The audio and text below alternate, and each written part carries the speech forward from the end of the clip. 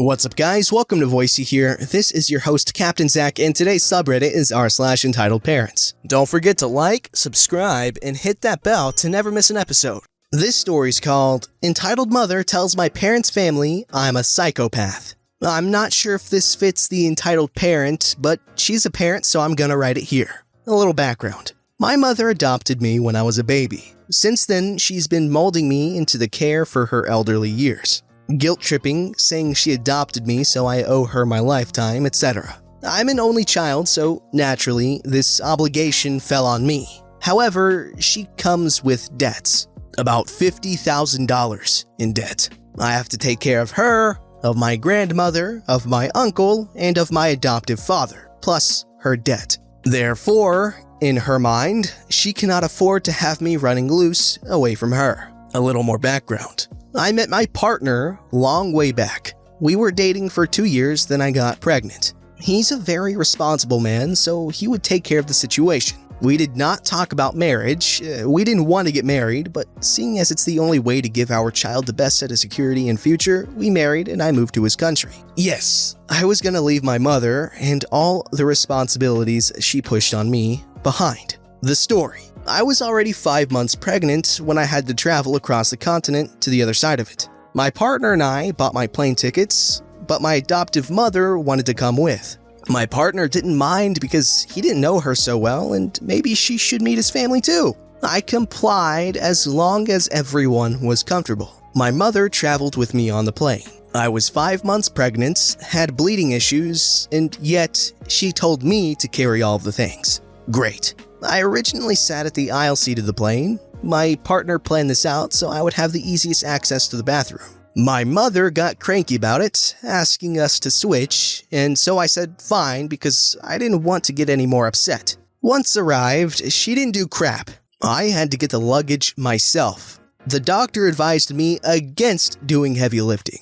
My mother just sped up her way to hug and kiss my partner's cheek, who was waiting at the exit. But these are all irrelevant to the story. I just had to write these out because I'm still annoyed with her for that stupid crap. The true story. 3 days into staying with my partner's mother, this was around Christmas time, my mother would put ketchup and mustard on everything my mother-in-law made. My partner and I, including his siblings, thought this was super rude, but my mother didn't think so.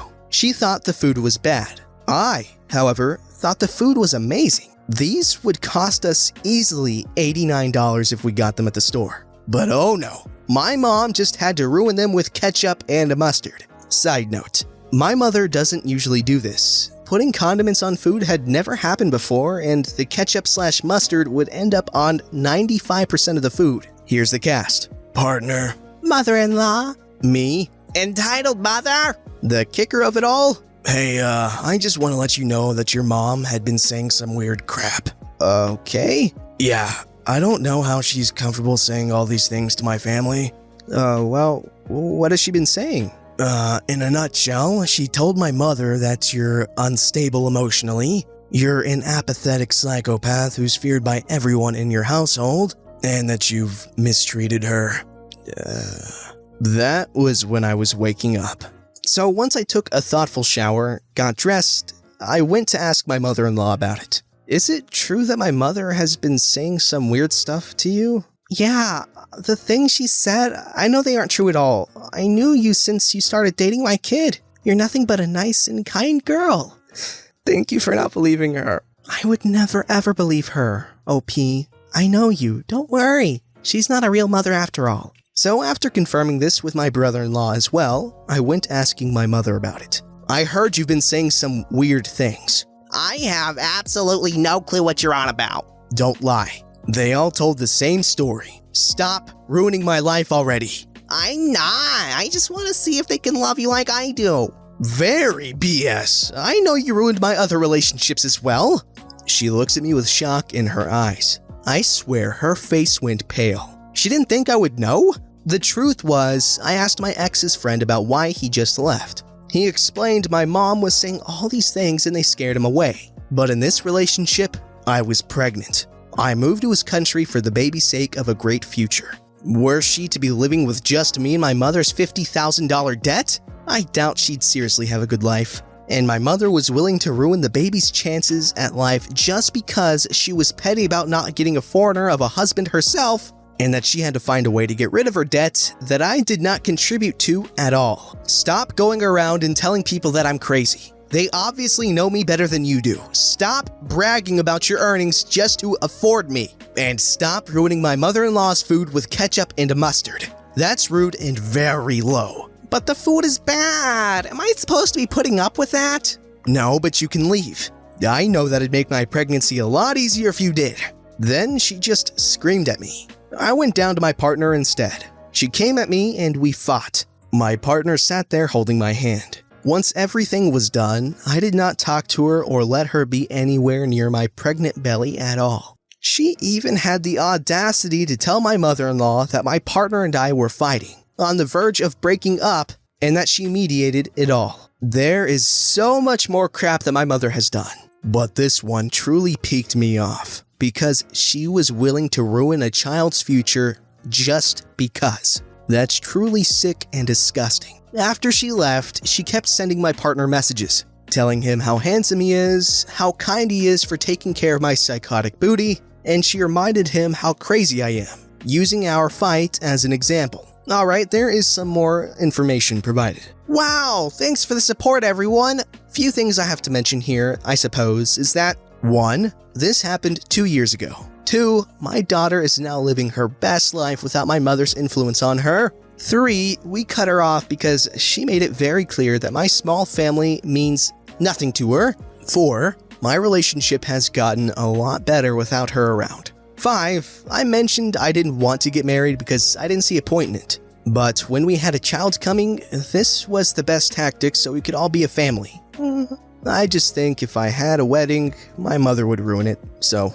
Okay, so I don't know about other countries, but the foster system in America is not good at all. Okay, these kids, they end up having horrible lives a lot of the time, and even if they get adopted by loving parents, things don't always go right. So I'm not sure how it is in other countries, so I can't really be like, oh, at least she was adopted and, got a chance at a good life, but because I don't know the comparison of adopted life versus non-adopted life in the country wherever she's from. But, it's a good thing. She's got a good family now, she's got a decent relationship with her in-laws. But I will say this, if you adopt a kid, they don't really owe you anything because you're adopting them to be your kid, you are their parent now. And I know that good parents don't make their kids owe them anything for doing their job as, parents. That is a horrible thing to instill in a child, Oh, I adopted you, so you owe me this much, you gotta pay my debts and take care of me.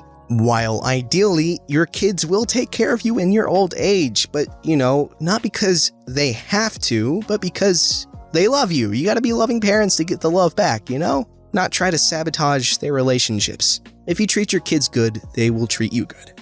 This story's called, Aunt Blames Me for Her Not Seeing My Grandma Before She Died, and I Should Pay a Fine I Got for Her Son's Unregistered Van. So, kinda long story. Now, I know what you're getting into. Background. I live in a small town in the middle of nowhere. All my family live in a city, a 2-day drive / 3-hour flight away. That's Australia for you. Same state, city is forever away. But I go down every year to do some volunteer work and see my grandparents. I go down for 2 weeks, but I'm busy the entire 2 weeks with volunteering and seeing as many people as I can. I have much younger siblings and they all stay with my aunt. I stayed at a hotel in the middle of the city to make sure I can get to where I need to be. My aunt kept messaging me. Let me know what days you have free so we can all go to see your grandmother together with your siblings. I told her, I still don't know my schedule yet. I'll be flat out and I'm staying near the hospital. You guys go whenever without me. I'll go when I have spare time. My brother asked me what my schedule's like and when we're all going to see her together, so I knew my aunt didn't relay the details. I told him the same thing. I'm busy. I don't know my schedule. Don't wait for me. Go see her. I'll see her when I can. I managed to see my grandmother a couple of times. The last time I made the hour drive to go pick up my brothers, and an hour back to the hospital to see her, an hour back to drop them off, then an hour back to my hotel. I did that because they still hadn't seen her yet and they needed to. That night, she passed away.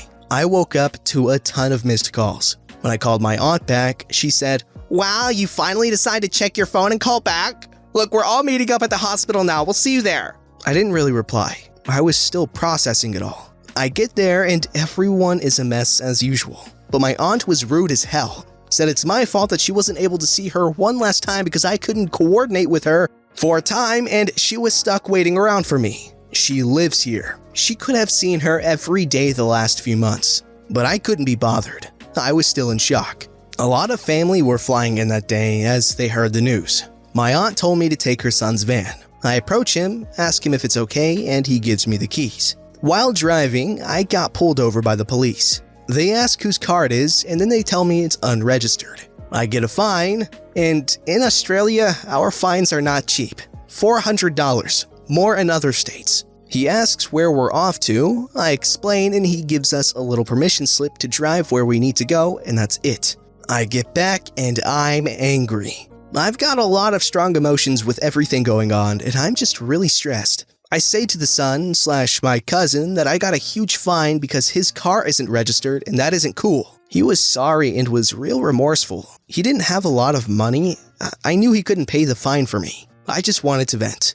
My aunt interjects and says, "You're an adult. That's what happens and you gotta pay for the fines yourself." Pay for him not telling me his car isn't registered? Yes, as an adult you should ask those questions before you borrow someone's car. Is it registered? Is it safe to drive? You told me to drive it! If I came to you and wanted to borrow the car for a week, I'd ask these questions. If you ask me to go down the road and take his car, it's your responsibility to be aware of the condition of your things you're giving out and if it's safe to lend to others. No, what you need to understand as an adult, when someone lends something to you, you're in full responsibility of it.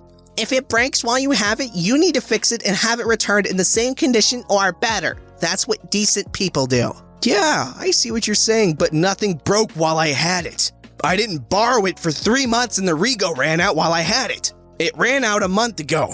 That's the same as you clipping the brakes before giving it to me. I crash and you saying it's my fault. I didn't do anything wrong.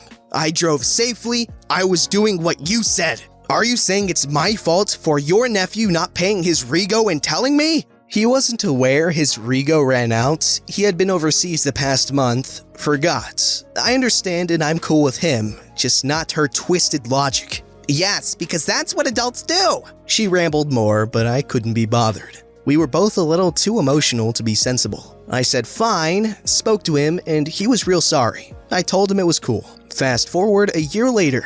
She won't let me drive any of their cars, use any of their things, because I don't understand how the world works and don't take responsibility. And blames me for her not seeing my grandmother before she passed. But I don't recognize it as my fault because I don't take responsibility for my actions. I just can't be bothered to talk to someone that still isn't open to listening. Here's some additional information. I just wanted to push forward how stupid the way she sees things is. All her kids are compulsive liars and thieves, not her fault. But my brother tried getting angry at the kids for stealing and breaking his laptop. But she said it's his fault for not taking care of his things and keeping them safe. My brother is a youth worker and stays on site with the kids for 3 to 4 days at a time. His laptop was in a bag in a crate tucked away. We stayed with our aunt to try and get a little footing when we started a new life in the big city. Boy, let me tell you, she is one of the greatest motivators to move out as quick as you can and not be fussy with where or who you live with next. Okay guys, is it just me or does it seem like she's always swimming in the longest river in Africa? Because it really seems like she's in denial.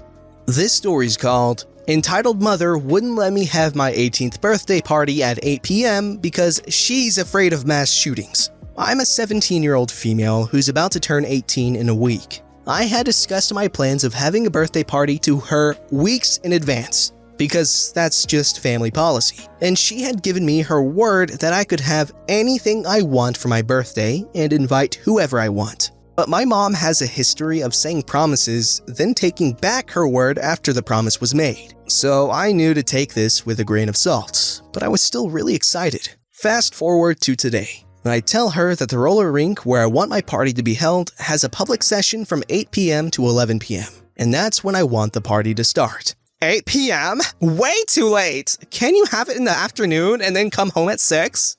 But in the evening, they have the disco lights turn on and they play old school music too. They don't turn on the disco lights during the afternoon sessions. I don't care. Do you want to die?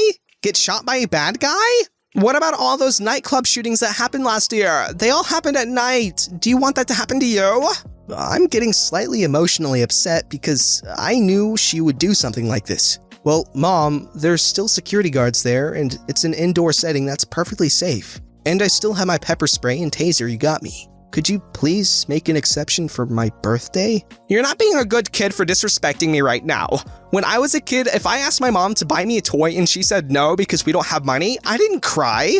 And look at you, you're crying. I can't believe you're about to be an adult and you're still crying like a little kid. Me? Now bawling? The difference between that example and my party is that your financial situation was tough. And we have the financial means at my party, but you're too afraid of everything outside your house to even let me outside for more than a few hours at a time. You never leave the house because of how afraid you are. When he gets home, I'm talking to your father about how you're talking to me.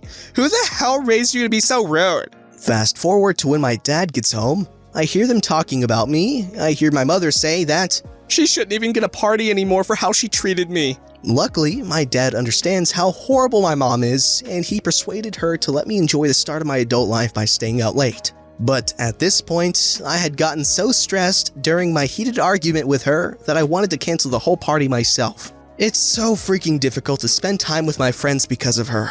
It would be best to save myself the hassle and not deal with it anymore. But Dad told me I will have a nice party no matter what my mom says. So now I can still have my party, but they said they're going to be sitting in the corner of the rink watching me skate with my friends. Oh yes, that's a good way to kick off your kid's adulthood. Yeah, let them start it by resenting you, okay?